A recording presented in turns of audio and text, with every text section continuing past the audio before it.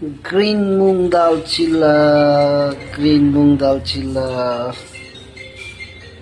कम्ती कम्ती हालिदिन्छु है। हेर्नुहोस् है साथीहरू, बनिँदैछ। यो चाहिँ हो ग्रीन मूंग दाल चिल्ला बनिँदैछ साथीहरू।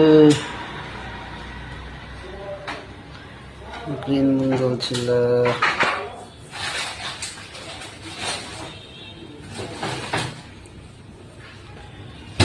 यसले चाहिँ सानो आगोमा हो मजाले पकाउनु पर्छ।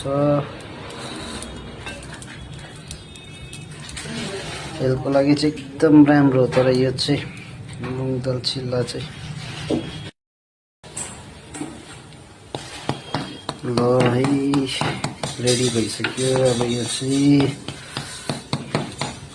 यसलाई चाहिँ पहिला मजाले दाल भिगाएर राख्नुपर्छ। त्यसपछि भिगाएपछि चाहिँ मिक्सीमा पिसेर दाललाई मजाले पिसेर त्यहाँपछि मजाले दालमा चाहिँ धनियाँ, capsicum, tomato, onion, green chilli, धनियाँ हालेर चाहिँ मिक्स गरेर चाहिँ यसरी मजाले पकाउनु पर्छ। सानो दामी हुन्छ।